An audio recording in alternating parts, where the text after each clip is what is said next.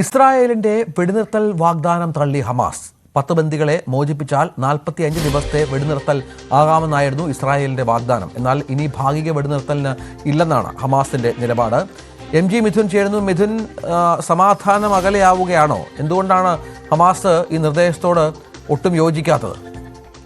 കഴിഞ്ഞ ദിവസമാണ് രഞ്ജിത്ത് ഇത്തരത്തിലുള്ളൊരു വാഗ്ദാനം ഇസ്രായേൽ മുന്നോട്ട് വെച്ചത്. അതായത് 45 ദിവസത്തെ വെടിനിർത്തലിന് തയ്യാറാകാം, പകരം 10 പേരെ ബന്ദികളെ, ഹമാസിന്റെ പക്കലുള്ള 10 ബന്ദികളെ വിട്ടയക്കണമെന്നുള്ള നിർദ്ദേശമാണ് ഇസ്രായേൽ മുന്നോട്ട് വെച്ചത്. ഔദ്യോഗിക കണക്കല്ല എങ്കിൽ പോലും തന്നെ ഹമാസിന്റെ പക്കലിൽ ഏകദേശം 49ഓളം ബന്ദികളുണ്ട് എന്നാണ് നമുക്ക് വ്യക്തമാകുന്നത്. ഇതിൽ 25 പേർ ജീവനോടെ തന്നെ ഉണ്ട് എന്നാണ് ഇസ്രായേലിന് ലഭിച്ചിട്ടുള്ള വിവരം. ഇതിൽ 10 പേരെ വിട്ടയക്കണമെന്നുള്ള നിർദ്ദേശമാണ് ഇസ്രായേൽ മുന്നോട്ട് വെച്ചത്. പക്ഷേ ഇത് പൂർണ്ണമായും തള്ളിയാണ് ഹമാസിന്റെ നേതാവ് തന്നെ രംഗത്ത് വരുന്നിരിക്കുന്നത്. കാരണം ഇനിയൊരു തരത്തിലും ഭാഗികമായ വെടിനിർത്തലിന് തങ്ങൾ തയ്യാറായില്ല. പൂർണ്ണമായും ഗാസയിൽ നിന്ന് ഇസ്രായേൽ സൈന്യം പിൻവാങ്ങണം, ഈ യുദ്ധം അവസാനിപ്പിക്കണം എന്നുള്ളൊരു കാര്യമാണ് ഹമാസ് മുന്നോട്ട് വെക്കുന്നത്. കാരണം അതിൻ്റെ ഒരു പ്രധാനപ്പെട്ട കാര്യം, കഴിഞ്ഞ ദിവസങ്ങളിലും ആക്രമണം വലിയ രീതിയിൽ ഗാസയിൽ കടുപ്പിച്ചിരുന്നു ഇസ്രായേൽ. അതിൽ 37ഓളം പേർ കൊല്ലപ്പെടുകയും ചെയ്തിരുന്നു. അവിടെ ഉണ്ടായിരുന്ന ഒരു ആശുപത്രി കൂടി തകർക്കപ്പെടുകയും ചെയ്തിരുന്നു. അത്തരത്തിൽ മരുന്നിനും മറ്റ് അവശ്യ സാധനങ്ങളിലും ഒക്കെ വലിയ രീതിയിൽ ദുരിതം അനുഭവിക്കുകയാണ് അവിടുത്തെ ജനത. അതുകൊണ്ട് തന്നെ ജനങ്ങൾ പോലും തെരുവിലേക്ക് ഇറങ്ങുന്ന സ്ഥിതിവിശേഷത്തിലേക്ക് കാര്യങ്ങൾ എത്തുകയും ചെയ്യുന്നു. അതൊരു മുന്നിൽ കണ്ടുകൊണ്ട് തന്നെയാണ്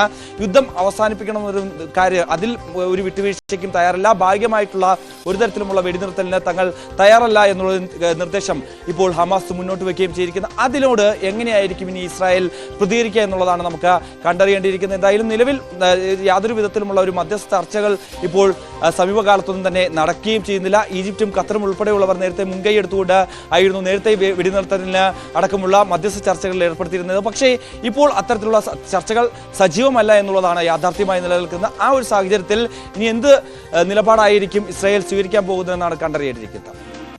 അതാണ് സാഹചര്യം. MG മിഥുനാണ് വിവരങ്ങൾ പങ്കുവച്ചത്.